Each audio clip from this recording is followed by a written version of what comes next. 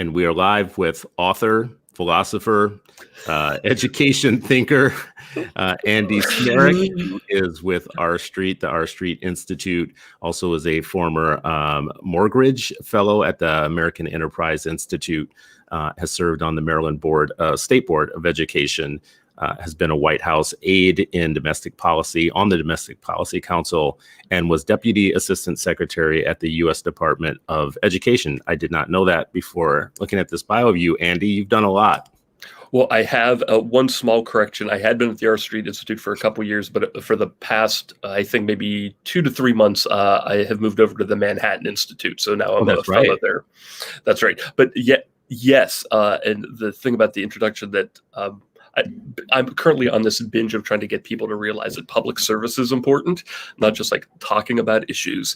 And so I always like to begin by saying, I learned a lot and got a lot wrong, but like working for a state legislature, working at the White House, working at the U.S. Department of Education, all of these experiences have made me hopefully smarter, but if nothing else, I got a bunch of scars and wounds and lessons learned from all of that. This work of trying to make schools and institutions better requires people to go in the system and try to actually not just chat about the problem, but roll up your sleeves and do something.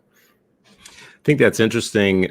In what we were just talking about before we started today, I told you that, maybe a decade or more, there was a local effort here in Minnesota to rethink how we structure the schools, how we structure the governance of the schools, and to think outside of the box. It was a big effort with the philanthropy sector here.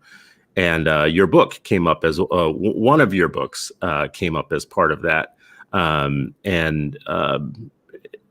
What I just told you was I found it good, edifying in that you had a philosophy that was deeper than just policy prescriptions. It was a way of thinking about America, American government, the systems that we put in place, and how they relate to history. So it was more than just, hey, we should just have a bunch of charter schools, right? But now we are in a time where your philosophies, the rubber can meet the road during COVID because it's decentralized. Parents have their kids back now. Yeah. The individual is having to think about what they do for their kid. So how's it going to land on the road now that it's real? Well, there are two different levels of this. Well, first of all, thank you for saying that about my book. And it's true that I had read so many books prior to my deciding that I wanted to write something that were so tactical in nature, like how do we improve curriculum, or how do we think about learning the lessons of this particular school? And I thought we had to at least go one level of abstraction from that, which is what are the principles we believe in related to governing, everything from democracy to pluralism and so on. So we can build a system that makes sense given these principles of governing and American pluralism and democracy that we actually believe in. So this is why I kind of came to this conclusion about my belief in school choice and school diversification and empowering families is deeply rooted, and we could build a system around all of that. So over time, and a lot of this predates me, we saw school choice and charter schools get up and running in the early 1990s. And then I was really kind of like this second wave of people saying, okay, now that some of these policies and practices have gotten some traction, how do we build a system out of it? And so that's why in the late, call it 2000s, into the early 2000s, I started thinking along the lines of what does a system of choice look like? Everything from authorization to transportation to facilities to the diversification of options, and on and on and on and on. And so we've seen this come to life in lots of different places. Washington, D.C. and New Orleans and Detroit and Kansas City, a lot of places Indianapolis have robust systems of choice and differentiation in school operators. But now it has become even more pronounced because a lot of these school systems, because of COVID, just can't operate at all. And now we have to say, do we believe in these principles of parental agency and a wide array of options and the spontaneous order of families and educators deciding how to build a system?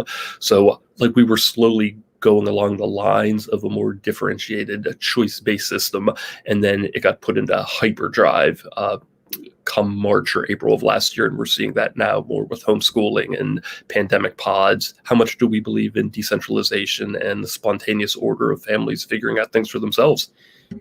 Do you have any thoughts about the choice-based system that we had thought before was about opening up pathways and opportunities? The problem that we have now is it's actually, when you talk about parent agency, it's actually more about parent responsibility than choice now. Like, you don't have just an opportunity. You have a responsibility to weigh through many opportunities and problems, and it's on you to kind of figure out. You don't have the government to help you with that right now. Well, so yes, this is a great insight, and thank you for pointing this out.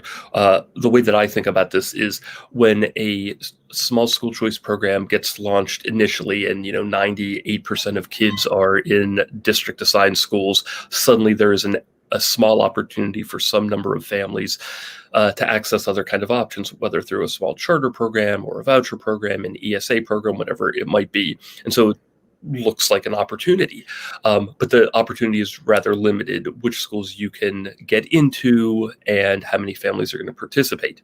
When you start to expand the system to be something much bigger than that, where maybe 30% or 50% of kids are going to be in schools of choice, all of these systemic elements come into play. Like, there is one option, there might be 50 options, and you have to think about transportation. Do I have access to it? Does the school meet all of the things that I care about, sports or after school activities? And so what looked like an opportunity or choice, like you said, suddenly becomes an obligation. More and more duties fall on a parent. And now in this like hyper decentralized, hyper choice phase that we're going into right now with COVID and the pandemic and these pandemic pods, it's kind of open season. All of these families have to decide very organically, which families do I trust? Which educators can we hire? Where can we do our learning? So it's not like someone says, oh, you now have access to St. Christopher's Elementary School. It's your local public school isn't going to be open for in-class learning for the next 6 months. Good luck. Yeah, it feels like there's something different about variety versus choice. So, or versus options. So variety is, I go into the store and I have Tylenol and Bayer and maybe 3 or 4 main competitors, but I don't have an entire aisle of 25 aspirin and 25 acetaminophen. I have maybe 6. And at some point, you become paralyzed by choice when there's too much. I mean, do you believe there's such thing as like overchoice? Well, there's some academic research on this, and I think some of the people who study this would say yes, that we can be paralyzed by too much of it, and people actually want fewer choices than maybe someone like I would argue that they want. And I've always been a bit skeptical of that. It seems to me that people who downplay the value of choice and differentiation often are the ones who benefit from choice and differentiation themselves. And like, I don't want to underplay the fact that if you don't have much time and maybe you didn't have very many good experiences with school yourselves, and now you're a parent, and suddenly it's not as though your child is going to be assigned to Westlake Elementary School. Someone sends you a brochure and says within 3 weeks you have to choose from among these 50 different types of options. That is a burden. I mean, that's a completely different type of system, and it requires different training and acclimation by families and by educators themselves. But if I had to choose between 2 poles, one being every kid is assigned to a school based on his or her home address, whether they like that school or whether it's high performing or not, or option B, there are going to be a wide array of options, and families and educators and nonprofit groups have to enable parents and kids to figure out which option is best. I'm certainly going to pick option B. I hope that there are a wide array of options in between those 2 different poles. But I think the fact that there are complications that go along with a lot of choice does not mean, well, let's just go back to assigning kids to schools just because they live at 123 Main Street. The book that I should correct myself and say what the date was. So it was about 8 years ago. The Urban School System of the Future book was 2012. So that book was one of the ones that we brought to the table when everything was up for grabs and we were rethinking things, and the reform community seemed to be pretty cohesive or Correct. together on things in a way that they aren't anymore. Between 2012 and now, what changed about your views since you wrote that book to now? You said you made some mistakes, some things proved true, some didn't. What's different now, 8 years later, than your thinking that went into that book? I really thought that choice and differentiation would go on their, like, there would be a momentum behind them that could be unstoppable. That once you have enough families that are engaged in this kind of system and like it, they're never going to want to just go back to the old kind of system. And so I was pretty bullish on the idea that, like, I was pretty carefully tracking all of these big urban school systems on their percentage of boys and girls who are in choice-based schools. Like, what is the market share in charters, for example? And I saw in these places that kept ticking up and up and up. And I thought that that would just continue relatively unabated. I always knew that there were going to be political challenges. But what I underestimated, and I shouldn't have, because my philosophy tells me that I shouldn't have, is that public education is more than just families making individual choices, and it should be more than that. I believe in community. That is not just the aggregation of individual choices, but a group of people coming together to decide, what do we want our town, our community, our neighborhood, whatever it might be, to look like. And I think that's legitimate, and it requires accommodation and democracy and civility. That kind of activity sponsors civic virtue. So what I underappreciated is that even as choice grew, and even as families liked it, and even if the results were absolutely terrific on standardized test scores or graduation rates, there would still be a sense, not just among haters of the new system, but lots of community members saying, we the public, we the democratic majority, we the people who vote on school board elections, who vote for tax levies through the city or the town, we want to be able to help shape the contours of the public education system. And there's a way to do that. And Paul Hill co-authored a book about this that was probably a year or two ahead of my thinking. My whole point here is there is a way to do school choice and differentiation while at the same time allowing the community, through democratic legitimacy, democratic action, to shape the system, what types of schools, how many schools, accountability of schools, the role of the government in facilities, and so on. And I probably underestimated all of the different roles that we could legitimately give, and probably ought to give, to democratic bodies, so everybody in the town or city thinks that they are part of the system, while at the same time still moving away from the idea that public education has to be a monopoly government delivery system. There's a way to square that circle: differentiation, choice, and democratic bodies having some way to shape different parts of the system. You know, and that said, you have challenged the idea that democratic action necessarily means a district or a school board or a government body that lays down the law, and then everybody follows that law. And then the losers in the battles for what that law should be are aggrieved afterwards for a period of time. That means you're going to constantly have a group of people that democracy created a loser set and a winner set for, and it's going to be a problem. So you talk about mediating institutions, civil society, the voluntary sector, the nonprofit sector, the role that they can play in what I think you're saying is community and democracy, and the administration of that democracy that's beyond just public control, like government control. How do you see that working out when it feels like that sector, that voluntary sector, is actually not very much appreciated? It's been depreciated over years. You've mentioned Putnam in your work in places, which I thought was really interesting for you. I didn't see that coming. I mean, Putnam's whole thing is that we are disintegrating the social connections that we have with each other. So it really is becoming more about the individual, the whole bowling alone thing. That's right. Okay, so there's a lot here, and this is my passion right now, so stop me if I start to go off the rails a bit. So let me begin with this. There is a line of thinking that government is just another word for the things that we do together. And I'm opposed to that idea, because it seems that that implies that government is the only way that we can do things together. Government is a way we can do things together. The problem anytime there is a democratic institution is that if it's in control of everything, it makes a uniform decision, and then there are winners and losers. Now, like I said before, there are lots of virtues along with democratic action, accommodation, democratic deliberation, feeling like you were part of a system. So I never want to downplay that. But government is a way you can make sure that there are standard rules where there need to be standard rules. But there are other ways that you can get things done, namely through voluntary associations, communities coming together based on similar heritage or similar geography or similar beliefs or whatever it might be. And this can be around a church, a synagogue, a PTA, whatever else it might be.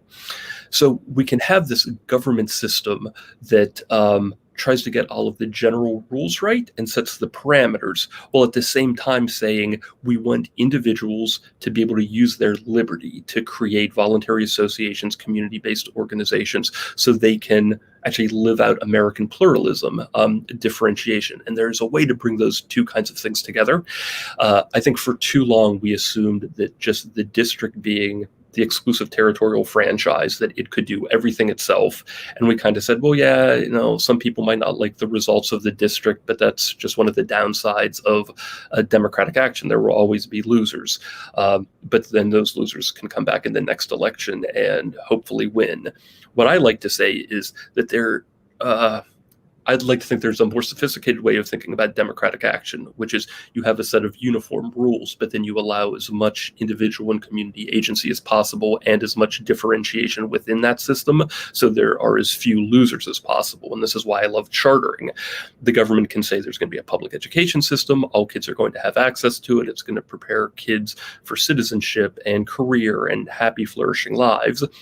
And the government is in charge of that, but that does not mean that the government has to run every single type of school or assign kids to all of these schools. And so you make room both for the government and a wide array of voluntary associations. So you blend community and collective action. And I think when chartering is done right, you get these really, I think, inspiring results. One thing I notice and I don't mean to generalize, but if I look at you, Andy, and others that I think are similar in your camp, you have your own room in this camp. So you're not exactly like welcome to every party, even on the side that people would put you in.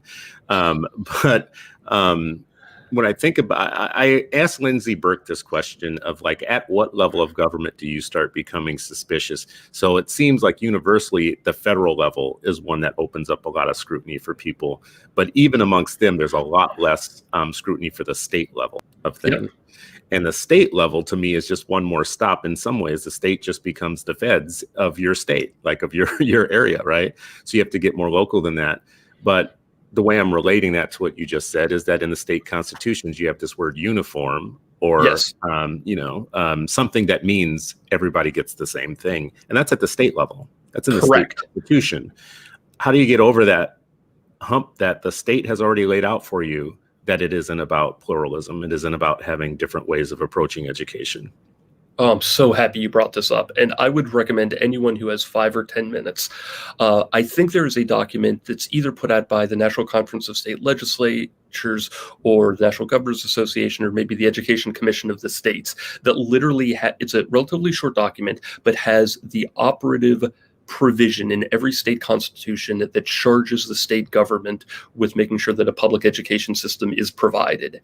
And in some of these 51, because I think it includes Washington, D.C. examples, there are some just straight up steal from each other. So one set of language may apply verbatim to 10 or 12 or 15 states. And in some of those languages, it could be fair and efficient system of schools. In some, it is uniform system of schools. So just as a general lesson, people who are involved in education policy ought to recognize that because of a set of U.S. Supreme Court decisions and because of the 10th Amendment, the federal government has relatively little say, unless it kind of tries to overstep its bounds, on how to run schools. Obviously, there's Brown and some civil rights laws where they have to, the feds, make sure that the system of schools that states provide are equitable and fair and non-discriminatory. But for the most part, states are the ones that get to decide what the system of schools look like. And in a subset of those states, it does have some kind of language around uniformity or commonality is something that appears in lots of these different places. And over the past 20 years, actually 30 years since vouchers and charters have come about, there is this question about what does commonality or uniformity mean? Does it mean that the government has to run every school and that on Tuesday, September 9th, every third grader has to be reading from the same page of the same reading text?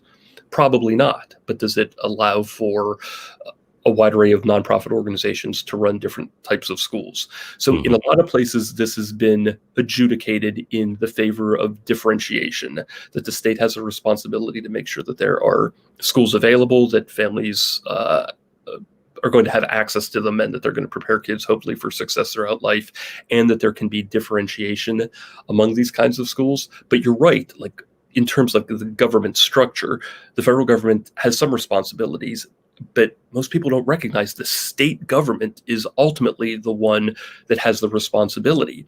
So if you and I decide that we think our schools in our community are underfunded, we ultimately sue the state government, because the state, under the state constitution, has a responsibility for making sure that they're equitably funded and that they're fair. And then the state delegates responsibility for a whole host of things to districts or to nonprofit organizations.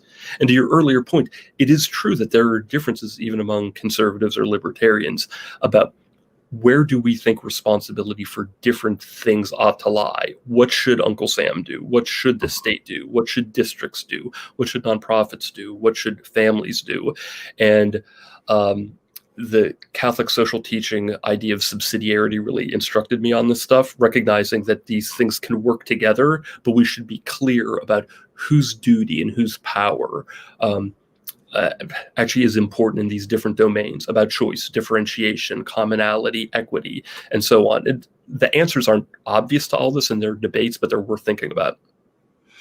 I mean, you've thought a lot about it, not necessarily like, in the Matrix, there's the guy that says there is no spoon, and then the spoon starts melting, right? You change reality by saying something doesn't exist, right? So, a thought exercise, if you were to say, we'll never agree on what a thorough and efficient or uniform or general and uniform system of government is. There will always be people who disagree. None of these states have in their constitution the idea that education is about the individual intellectual development, not about schools and not about a system. So that means virtually all of them leave homeschoolers out of the equation when it comes to. I mean, I think that's right. If you think that the state has an interest in everybody being educated, then you would think that they would make a provision for wherever you're being educated, right? So that is very interesting. And I think you're right. I'd have to go back to this document, but as I'm thinking about all of these different provisions, almost the ones that I can think about always talk about the system of schools that the state is going to oversee. And then so the debate then has been, what does the system actually mean? Does the state have to run them? Can it delegate operations to nonprofits, to local governments, to businesses, to a regional authority, or whatever else it might be? But the idea always is that there's going to be an umbrella system that the state is going to control, manage, whatever the right verb there is. But because of a century or more of U.S. Supreme Court cases, we recognize that families have liberty to decide how their kids are going to be educated, and that includes private schools and it includes homeschools. And I think that's what we're testing right now in this moment, is how does a system and constitutional provisions and U.S. Supreme Court cases that were built on the idea that the state would be in control, there would be a system of schools that educated the vast majority of students, that it's possible in the next, year that we'll see, 10, 20, 30, 40, 50% of families decide, well, we'd like some aspect of homeschooling podding. We just can't predict what this is going to look like. But that creates all of these implications for funding streams and transportation and teacher certification. What I often like to explain to young policy people is sometimes you look at policies right now and they seem that they're just disconnected from the reality. Well, it's not because people were dumb before us. They were dealing with a certain set of conditions. So if you were creating a funding formula for a state in 1988, before there were any charter schools, before there were any voucher programs, you're like a fish who's asked what it's like to not like, you're asked a fish being asked what is water like. Well, they only know what water is like. They can't imagine otherwise. So if you're creating this funding formula in 1988, of course you're going to take federal money and state money and funnel it down to districts. That's what the system is. But then suddenly when you have 100 different nonprofits, some under the aegis of a district, some under the aegis of a state agency, and you have new questions about facilities and transportation, the policies of today might seem like they don't make any sense, but they were obvious. They were necessary back in 1988 when they were created. So I want to see how far we can take you, Andy, on the spectrum. So there's a spectrum from progressive to libertarian anarchist, I would say. So, the progressive believes that that education is a way to education is for liberation. So it's a way to help oppressed people and everybody else kind of make sure that they are free and that that they're part of they have equal rights in a country. A liberal might say that that it's the cornerstone of democracy. Public schools are the cornerstone of democracy. It's the way in which many of us come through one door and come out the other end united together as a common people. And it's democratic. It's like it is the main way that we do democracy is through public schools. Conservative might say it's a very important institution to transmit thousands of years of virtues and values, and to make sure that it might almost be like a cultural reproducer, maybe not the cornerstone of democracy, but a transmitter of culture, important culture and Western culture. And if you keep going down the line, you'll eventually get to libertarians who actually believe that maybe government has no right in creating the very populace that it's going to need the consent of later. Like, it seems like a weird ethical problem to say that government is supposed to be by the consent of the governed, but we're going to create our own governed. So that it's kind of like teachers unions putting people on the school board to negotiate with themselves over the contract. So an anarchist might, just like even take that even a step further and kind of like, Andy Smarick could kind of almost be put in an anarchy camp in some ways if you start talking about maybe there shouldn't be districts. Maybe there shouldn't be district lines and boundaries, and the way that we structure these things right now doesn't mean that it was always the right way. Maybe we go back to an entrepreneurial era like before we had public schools, right?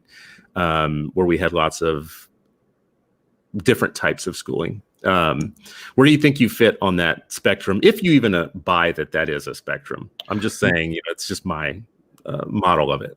Yeah, no, I think that model is helpful to get people to think about what are the things that they prioritize when it comes to delivering public education.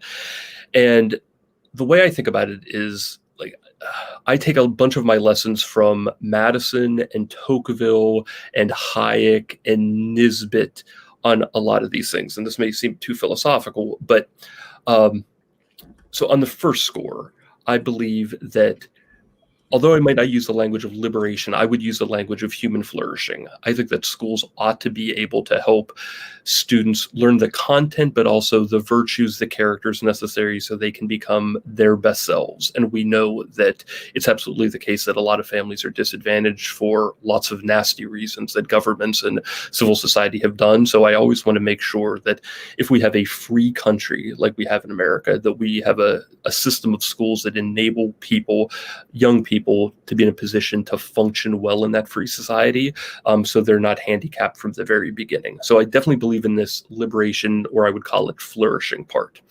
But I'm also Tocquevillian and Burkean in the sense that I love the idea that communities come together based on their shared principles and faith and heritage and just agency and efficacy, that they don't need someone to always tell them what to do, that they can come together as a community, figure out what is best, accommodate one another, be civil to one another, create things. That's the Tocquevillian part. And then the Burkean part is that those kinds of institutions or formations that you create become robust over time and are deserving of some amount of respect because people before you have learned a whole bunch of lessons and you adapt them over time. And so you have these institutions that are really quite meaningful. I'm Hayekian in the sense that even if you have longstanding institutions that deserve respect, doesn't mean that just because they're old, they're made of gold. They constantly need to be pressure tested themselves, and we should never say that the existing system is the only one out there. We should give people the ability to change them. And the only kind of libertarian part, and I'm much more conservative than I am libertarian, is that I think that all of these things function best is if we recognize that people need to have agency. They need to be able to use their liberty to make the decisions that are best for them, for their kids, for their communities. And so I see these things going together. And I should add Madison here, because Madison taught me a lot about, even if you want something done, the institutional arrangements are important. So I think of it as, let's make sure we have a system that enables people to flourish, young people to flourish. Let's allow communities to have the liberty so they can create things that best suit them and their kids. Let's allow them to come together and differentiate what they're going to do, that there isn't a single way of doing it. Let's give some sort of respect to long-standing institutions they create, because there's wisdom embedded in all of that stuff. And then how do we make sure that people can change and adapt those things over time? So I just gave you my political philosophy that leads me to this view of like government action, creating rules that are fair to everybody, but respecting liberty and community and longstanding institutions. I mean, can you imagine any way, though, that the group that comes together doesn't eventually infringe on the individual? Yes. I mean, this is the anarchist part. This is the libertarian part. Almost any group that comes together over a period of time and starts becoming a valued group because they think they're valued, or they've done something meaningful in the past or whatnot, eventually will infringe on the collectivist, will eventually infringe on the individual. Yep. Which is what leads people to anarchism or libertarianism.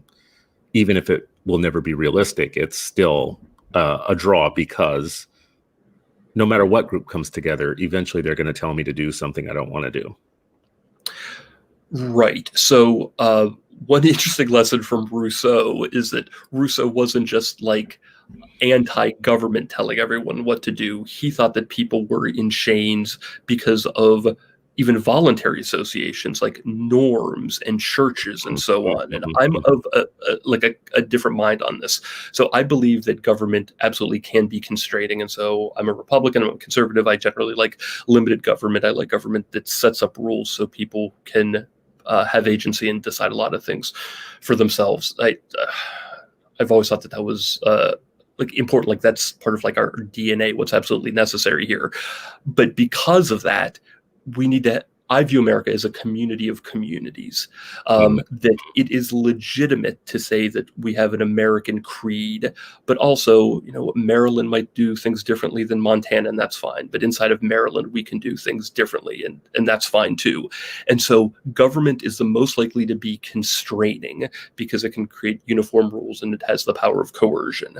So I'd like to limit that, but then allow as many different voluntary associations to do things as possible to build up these norms, institutions, habits, traditions, and give people the power of exit so they don't have to be constrained by any of those kinds of things. But at the same time, I don't want people to be atomized. And this is why anarchy and like hyper libertarianism frightens me, because I think a lot of the problems we see today is people feel disconnected from one another. They feel like they're alienated. That leads them to be polarized. I want people to be able to have a way of coming together in community in different ways. And so recognizing that the government has a way of allowing people to come together to do their thing within a system and hopefully impinge on others' views of the good life as little as possible. That's the best way I've been able to kind of reconcile the idea of community and liberty. I mean, that's a very interesting, I think, take on things. This is what I think is really interesting. I think it's interesting because I don't know if there was ever a time when people didn't fear that we were becoming more atomized, over time. So like decade by decade, I think there's some version of Putnam's alarm going off, right? Yes. We're more divided than we've ever been. And, that whole thing. So help me understand though, what your dedication to this community idea is, like why that is one of the things that you prioritize as being a goal that we find. I mean, we're going to naturally find each other, and maybe we're not bowling together anymore, but people are coming together in what is starting to be called tribes. That's right. And people are not talking about tribes favorably now. They're talking about them as a problem. That's right. I mean, I view community as healthy collections and tribes implies that there's some sort of animus between groups and that there are limited amount of public goods and they're warring over them. So, I mean, going back to the ancient Greeks, there's this idea that human beings are they're social creatures, that we want to come together. And a lot of the people, again, sorry for the philosophy here, like people like me who disagree with like social contract theory in some ways, the idea is that it's not like society came into being suddenly and that we're going to have to describe the state of nature. No, what really happened is that over time people formed families and then they formed neighborhoods and communities and they had norms and traditions for doing things. And to your point about we've been worried for a long time about atomization. That's right. Like this, the Nisbet book I referred to earlier, Quest for Community, is extraordinary. It goes back centuries to explain all of the different things that have broken down community, everything from overreaching government to changes in the church to changes in social norms. My view is that people need to be shaped, that we humans are made from crooked timber and there are lots of good things in us, but there are also bad things in us. And so we need institutions and we need families and we need older people to, like I like to say, sand down our rough edges, but also amplify the good things in us. And when you have families that care about you and communities that care about you, that formation is likeliest to happen, and you're less likely to look to faraway theories, concepts for your guidance when you feel rooted in a family, in a community. It gives you meaning, it gives you shape. And this was one of Burke's points, that like these little platoons are valuable because they are us, they are the people we care about. But once we feel stable and loved and confident in those, then we can be in a better position to have affiliations with higher level, whether a state or a nation or like the community of people. But I just think that a lot of the libertarian thought over however many years has missed the idea that people need the connections with their town, their family, with their associations, so they can have meaning and so they can collectively decide and pursue the good life. Okay, so I would haggle with that a little bit as Please. a libertarian. And there's always time for you, Andy. There's always time for you to join us, you know. That's a libertarian side. I tell everybody that there, you know, give it time. There'll be time. I think actually libertarians actually really do believe that the power to administrate any community, any group, any area is that it be voluntary, and that that the people involved actually are peaceful, and that they actually, you know, no coercion, no monopoly on violence. No pressure to be part of a collective that you don't want to be part of. So it's a peaceful assembly based on voluntarism. You know, that's what I think is underneath the libertarian kind of utopia. You know, that there will be no force, no coercion. There will be contracts, but no force, no coercion, no being made by a collective of people that you don't belong to, telling you what you have to think or what you have to be, or the way that you should read history, or the way that you should teach sociology, or, you know, any of those things. So to me, that's the libertarian view on all of this. But this is what I really like about your thinking, is that there's a basis for it. There is a philosophical basis of it that is deep and thoughtful and goes beyond just policy prescriptions. So when you are brought into policy discussions, how does that like marry for you, those two things? So, you know, everything we just talked about is a deep and I think thoughtful philosophy, but then you get to charter schools, or you get to school choice programs like the Milwaukee School Choice Program. And it feels like you're in a different ocean when that happens. How are you swimming in the policy stream? Yeah, for sure. Thanks for asking that, because this is another one of my passions. Let me just do one beat on the point you just made to make sure that I articulate how we agree on this point about libertarianism. And one of the most profound things I ever read came from Hayek's essay called Freedom, Reason, and Tradition, where he points out almost in passing that it turns out that the most liberal societies, the freest societies, are the ones that become the most tradition-bound societies. And like that was an epiphany for me. The idea being, oh, liberty and freedom don't necessarily lead to atomization. In fact, when you have people who are free, they learn over time that they need one another, that they create traditions, they create small local ordinances so they can lead the good life. And this is why I call it liberty in action over time. That it's not like we just have to think about our individual rights. We should think about what happens when individuals have rights and live together over a long period of time. They learn things. And so this is why I'm a big fan of like deferring to, if a town wants to have a law against selling alcohol on Sundays, some libertarians would say, how dare you do such a thing? My view is more along the lines, well, if a community has decided for a bunch of reasons that they want to not have a gambling parlor next to an elementary school, they probably learned a bunch of lessons over centuries that told them that that probably makes sense, or laws about alcohol or whatever else it might be. The point is that freedom can lead people to lessons that lead to traditions and in some cases ordinances. So this idea that assumption, Andy. What's that? The core assumption of that is pretty big. Actually, the assumption that if folks have decided something over a long period of time, it might be that they know something about something. I mean, in Minnesota, you can't buy a car on Sunday. And that's not because the communities came together. It's because the car dealerships don't want to be open on Sunday. You can't sell wine in a grocery store here. So you have to go, there are times where you have to drive to Wisconsin like that's to get something. And you don't feel like an adult at those times. You feel like I literally have to drive to Wisconsin because I have a party coming up and I need to get, some alcohol. I mean, someone in Minnesota decided, though, that was a good idea. And actually, the polls show that most people agree with the fact that that should be struck down. It just never is. Well, if the people agree that it ought to be struck down, it ought to be struck down. So this is, I guess, just one area where I disagree with some libertarians, that I look at most, especially local and state statutes, and say, unlike like in George Will's new book, he has a way of sort of suggesting that that corporate structures and then unfair practices of like advocacy groups warp our state and local laws. I just kind of disagree with that. I think if you go back and look at the pedigree of a lot of ordinances and statutes, you realize that they were based on things that, even if they were debatable, they were sensible or at least defensible. So maybe this is just an area where we disagree. I give more deference to local democratic action when it comes to a bunch of these things. Not everything. That's why we have a Bill of Rights and other kinds of liberties. But generally, I would. It's like the Chesterton's fence thing.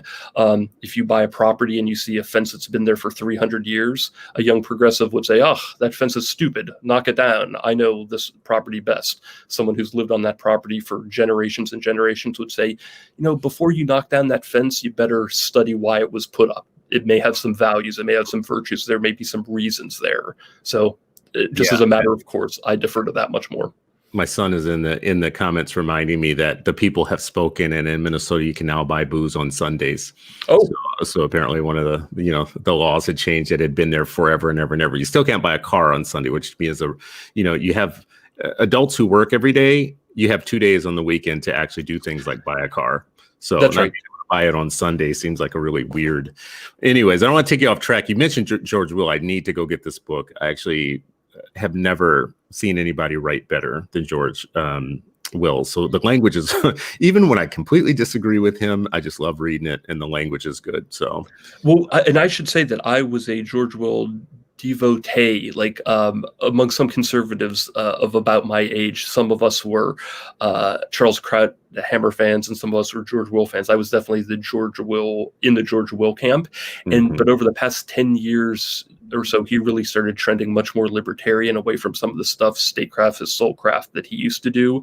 And so his most recent book, The Conservative Sensibility, I describe it sort of tongue-in-cheek as the best libertarian book I've ever read. It's just not conservative like it used to be. I mean, he really believes that conservatism is about liberty and preserving our founding, whereas I think that conservatism is much more about conserving the things that are the products of liberty. This is so interesting to me, and I could keep going down this path. I want to, stick with the education strain of this, but there could be a very long discussion about this, and you're always piquing my interest on these things. But the the idea that if you took this thought that you're giving us right now and took it back to the founding of America, it actually wouldn't work.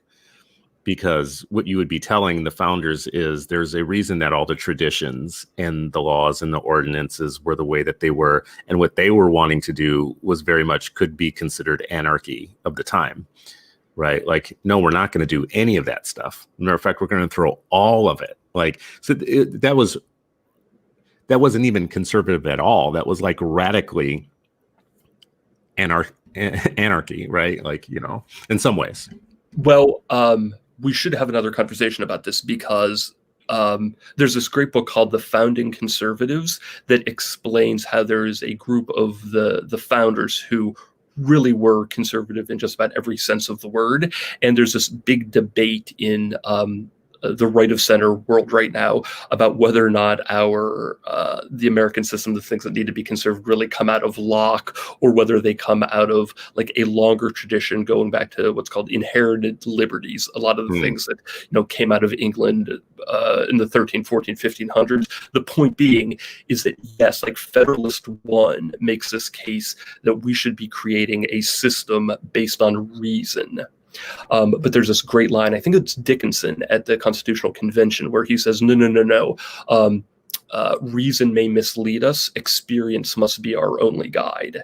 And so the point is that our founding, although it was revolutionary in breaking us away from Mother England and a bunch of their traditions and the crown, the view is that it imported a bunch of these traditions, the legacies about liberty, about inherited liberties, not just like John Lockean pull it out of the sky stuff. So, but this is a big debate about how revolutionary was our revolutionary vis-a-vis the French Revolution.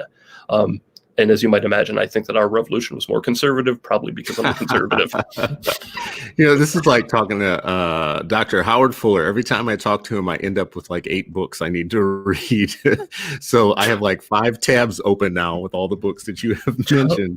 Well, just like a beat on Howard Fuller, like I don't know if there's anyone, maybe with the exception of Checker Finn, who had more of an influence on my thinking. And I met Howard, 20 years ago, just a fount of knowledge, but the disposition, the temperament, the calm, the decency of that man, he's one in a million. I can't say enough good stuff about him. I think in some ways you guys both play a similar role in what I'm thinking. Like, you have thought deeply, and when I talk to him, he mentions 8 books, like I said, and you can tell that he has thought about these things deeply. More so than when we get to like the policy prescriptions. So we have all of this, philosophy and ideology and being thoughtful about the way we see education globally as a whole. And then you get down to making policy prescriptions. And you start talking about things like teacher evaluation, accountability, whether tests are important or not, charter schools, whether or not public money should go to fund non-public institutions and schools. And what happens, is there a breakdown between everything that you're thinking globally about these philosophical ideas, and then you're on a state board of education, and you're having to deal with kind of brass tacks or whatnot? Is there some sort of gap between those two worlds? Such a great question. You asked this earlier, and I missed it. So thank you for coming back to it. Okay, I should say, and put in a parking lot. A lot of people define conservatism as being non-ideological, that it is pragmatic in nature. You might have a set of principles, but what it really is about making the best decision in the particular situation that you're in based on these principles and based on experience. And I think that's about right. So I like to think that I generally believe in prudence and incrementalism, pragmatism. But a big part of the reason why over the past, 10, 15 years, I haven't just been thinking about policy, I've been trying to think about these conceptual issues, is I saw lots of people when I was working for government early in my career who were making decisions that seemed to me to be just based on instinct or gut. And I got the sense that they could make a decision on A, B, and C that may seem reasonable at the time, but were actually mutually exclusive in some ways, or were based on different principles, and eventually they would collide with one another. So I've done this personal work of trying to decide what my philosophy is. How do I think about liberty, and how do I think about community, and how do I think about local associations, but also think about the 14th Amendment and equality and all of these things, and try to get a philosophy. So at least when I'm struck with an issue that may seem hyper particular, like what are the measures that go into a unified state accountability system for assessing schools and districts, that I'm just not a technocrat. I don't want to be just a technocrat who's saying, no, that should be 17% as opposed to 15%. I want to be able to pull back and say, what are the general principles that ought to guide our thinking on this? And it's everything from, okay, in this instance, here's another book, Seeing Like a State, one of the books that was most influential on me in the past 10 years by James Scott. His argument is that when people in central positions of power start to take more control over a particular domain, they have a way of seeing like a state, meaning that they want to try to quantify, empiricize everything, and use a limited number of metrics to assess whether or not something is successful. Whereas practitioners, people on the ground, realize how many different ways there are of understanding success or failure, and that some of these things just can't be measured. So when I was dealing with the state accountability system, I was thinking, am I behaving like James Scott would say, seeing like a state? Am I being too technocratic? Am I giving enough deference to practitioners, to families who may not really care about a state report card, but they know based on history and tradition and talking to their friends what makes for a good school or makes for a good teacher? So in all of these cases, whether like working in New Jersey, thinking about teacher evaluation reform, or in Maryland, thinking about discipline policy or a school choice program, I always try to have these general governing principles in the back of my mind. So at least as I'm entering the conversation, I have a set of questions or hopefully answers, like, let's make sure we diversify as much as possible. Let's make sure we don't take away individual agency. Let's make sure we respect the differences between different types of communities. Let's make sure that while we're respecting differences, that we're not continuing to perpetuate inequalities against disadvantaged families. So I tried to bring that stuff in, but then eventually you have to vote on a measure, and hopefully you've been informed enough. But yeah, ultimately you have to take a vote, and it is often on a technical matter. Do you think that something like NCLB was a wrong term for conservatism, or an extension of it that just didn't go well, or an extension of it that should have gone well and it's still right? Great question. So if we go back in time and sort of see like a nation at risk in 1983 and the standards and accountability movement that grew out of that, and then a bunch of states in the 1990s trying to do more, and the Texas success and Florida success, and then the view that Title I funding from the federal government was just being spent without much accountability, you can see, or I can see, the rationale for saying, let's have something like NCLB, where we are going to, in exchange for a whole bunch of federal money, make sure that states decide for themselves what their content standards are going to be and what their tests are going to be, but then they have to achieve these results to get the proficiency so all kids are well served, and we're going to disaggregate results. Like, that concept is reasonable and defensible to me. But I think some of these other governing principles that I've alluded to in the past, like the technocracy, seeing like a state, is very obvious to me now. If you're in a central position of power in Washington, D.C., you can simplify what it means to be a great school by using these limited metrics of graduation rates, reading, and math scores. I mean, that's just a classic example of narrowing your vision because you have a telescopic or synoptic view. You're far removed from it, where a lot of teachers or practitioners or families at the time were saying, why are we focusing so much on reading and math scores? That's distorting what's happening right here. So wouldn't part of that be because people can't read or write in the United States?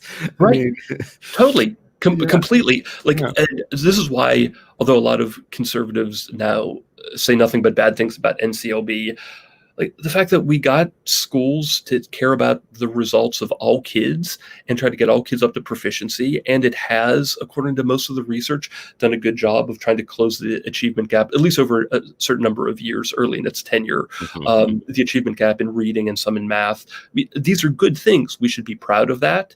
It is some of these costs about what does it mean to warp the entire system because you are now gearing an entire system around a limited number of metrics as opposed to all of the different things schools can be. I mean, the big question for me is, was it a mistake to try to supersize state level accountability to the federal level? Should have we in 2000, 2001 instead say, Texas and Florida, they're succeeding on this. Let's keep this a state level thing. There's no reason we need to take it up the next level to the federal government.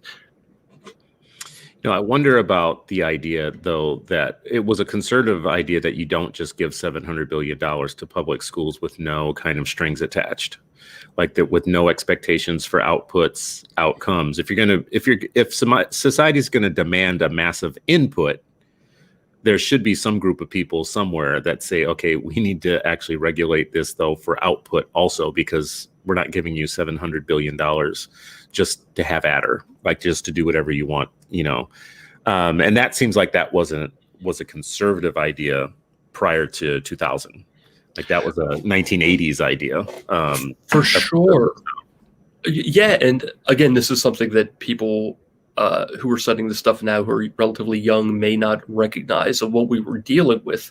And I was working up on the Hill for a member of Congress when NCLB was being debated and then passed, that a lot of the debates were about, listen, we've had Title I and we've had the Elementary and Secondary Education Act since 1965, and we're talking about tens of billions of dollars from Uncle Sam going down to the states, and it's not totally clear that the kids are benefiting in the way that we expected after 35 years of this. Shouldn't we attach some sort of performance metrics to that? And that is a completely reasonable position. Let's make sure that the money that we're spending gets results. And that then informs, I was just reading the Joe Biden, the Bernie Sanders Biden agreement on education policy, their platform. Oh, good Lord. Really? Were you? Yeah, just this morning. And maybe I missed this, but they want to triple Title I funding. Mm-hmm. Triple. Mm-hmm. So, like, in the context of what we were just talking about, do we just think that more money is going to solve the problem, or should there be performance metrics attached to it? Mm-hmm. Well, and I think that was what feels like was behind NCLB. It was a negotiation. And I think one of the misnomers is that NCLB was just about reading and math, and that it has narrowed everything, because it was also about how many qualified teachers you have, how many have degrees, how much money you're putting into the system.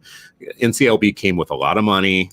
It came with a lot of other things that were being measured. The things that get talked about most are the things that teachers don't like to be rated on. And I think Republicans didn't used to care about that so much, but I think at some point, and this is just my own kind of commentary on it, I think at some point, a whole bunch of Republican districts, they have superintendents too. And they got in the ear of people like John Klein and others to basically say, you need to get the government off of our back. We don't need to be held accountable for anything, just like the Democrats were saying, and just like the liberals. And that's how you get a Randy Weingarten going up during the ESSA working directly with Republicans who are like her. They want a different form of anarchy. Just keep giving us the money. And as a matter of fact, give us a little bit more. But let's take away all of the expectations that we produce anything of value with it, which to me is a weird netherworld that we're in now, when you have people from both parties agreeing to go back to 1979, the 1979 agreement, which was, let's just keep having escalating budgets and declining accountability for what happens with those budgets. Now, would have felt conservative if they would have did both at once, said, okay, you're going to get less accountability and you're going to get less money too at the same time, right? That would have been conservative, but it's like we got the worst of both worlds. Yeah, and you raise this really interesting point that I think is important for people who care about education politics, not just policy, to think about, which is a lot of the people who get involved in trying to improve schools have a tendency, and for good reason, to think about the lowest performing school districts and lowest performing schools. So we often think about Los Angeles, Chicago, New York City, but there are like 13,500 school districts in America. The average school district, I think, has right around 6 or 7 schools in it. So like not 1,000 like New York City.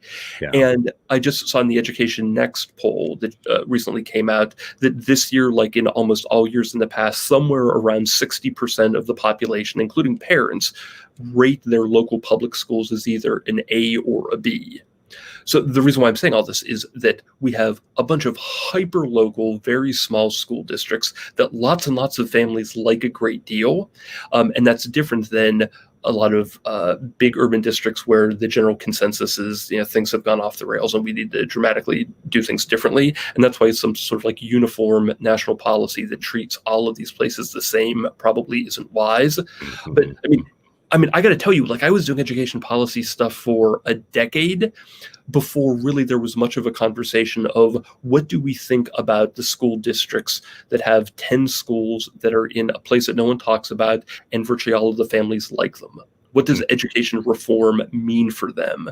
Do we still apply a cascading set of interventions? Do we still have teacher evaluation reform? So many of us were so concerned about disadvantaged kids that I think we forgot to think about the, 10,000 school districts that were super small that a bunch of these state and federal mandates were going to have a disproportionate effect on. And a lot of families and teachers were like, wait, we're doing a good job. Why are you doing this to us? Well, I will say this, and I know we got to wrap pretty quickly here. The living in what I consider be an outback, like I'm a ways away from the Twin Cities. So I'm in one of those areas that you're mentioning right now. Things like choice become much harder for us. So like a national idea about choice, when we look at it locally, there's, it's very hard to have choice in places where you have a smaller infrastructure. For sure. It's easier to get us trapped into this is your elementary school, this is your middle school, and this is your high school, and just enjoy it, right? And meanwhile, some of the CTE programs, for instance, don't come to us. They get closer to the cities because there's more scale, so we are left out of the equation in the way that you're saying right now. So as we wrap, like really what I wanted to drive to, and I don't feel like I did the best job of it in this conversation, but just making the most of the moment and knowing that you had such an expanded view of what we could, how we could rethink education. It was really to ask you if you feel like satisfied now that this is a time period where it's more likely for that type of thinking to take root, and it's more practical that it could happen now that everybody is having to do something differently. I probably would have given you a different answer 6 months ago than I would today. I mean, the pandemic, the lockdown, the creation of these pandemic pods, expansion of homeschooling, it has reordered some of my thinking, and I should be prudent here because I don't know how all of this stuff is going to play out. It's just too soon to tell. I mean, heck, most schools haven't even begun. It's not September. Like Maryland schools haven't begun yet, so I don't know what it's going to look like in practice. Had we been talking in, say, January or February before all of these things occurred, I probably would have said, it looks like we're going to be much more modest about uniform federal and state policies. We're going to be doing school choice will continue to grow. There will be fights about charters, but we have 60 plus private school choice programs, and micro schooling is growing. And I think we're going to incrementally make some improvements in some valuable ways aligned with some principles that I agree with. Now that we have this pandemic, and that online learning hasn't gone like a lot of people had hoped it would, and that these pandemic pods are just getting up and running, there's a chance that this turns out to be fantastic. There's a chance that it turns out to be 6 months worth of this, and then there's a vaccine, and then everyone goes back to school, and it turns out to be a blip. There's a chance that a lot of families realize that they like smaller learning communities, and micro schools are for them. There's a chance that a bunch of these pandemic pods are really high performing, and some of them are lousy. We just have no idea yet. So what I'm trying to do in this era is, going back to our earlier conversation, is what are the principles I believe in about fairness and flourishing and differentiation and accountability and longstanding institutions? How do I bring that stuff to bear on the inevitable policy questions that are going to emerge? And then when we have some results eventually on what's happening, then I'll be in a better position. But this is kind of the Wild West. mean, 8 months ago, had you told me there's going to be this position that we're in where schools are closed and families are going to be on their own to figure it out, I would have said, well, that's impossible. And now people are very organically trying to figure it out. So I'm cautiously optimistic, but the conservative in me says, be worried. This is a dramatic change, and often dramatic change has all types of unintended consequences that you regret later. So I'm trying to be prudent about it. Yeah, it's not incremental. Not at all. It's like upheaval. Andy, Yeah. I so appreciate you coming on today. You're like one of my favorite people when it comes to letters. So reading your work is actually, it always makes me feel like I'm smart. So I appreciate it. Well, I will come back at any time. We could do this regularly, or you could decide that I was the worst guest ever and it can be one and done. But you really, like it would be great to have you come back, because I feel like you just hit on so many things. I'm going to have to read like several books now. well, if I increased your to-read list, I did something good. I always like to share books. But honestly, you are really good at this, and I'm happy that you're doing this. I mean, I watch this program regularly. It's a real service during these times. I'm learning a lot, so thank you. Appreciate it. This has been Andy Smarick with the Manhattan Institute. He's also the author of several books that I think you all should read. He also writes things that are really smart and important. There's a big article that Andy has done recently that I'm still trying to digest, so I'm not even going to really try and speak to it very much, but it's called Protecting the Products of Liberty. Liberalism establishes conditions in which unpredictable but socially beneficial institutions emerge, and it's at the Bulwark. It is deep and important and not easily digested on the first round because it's deep and important and really thoughtfully written. So please go check it out. Andy, thank you, and we will have you back. I really appreciate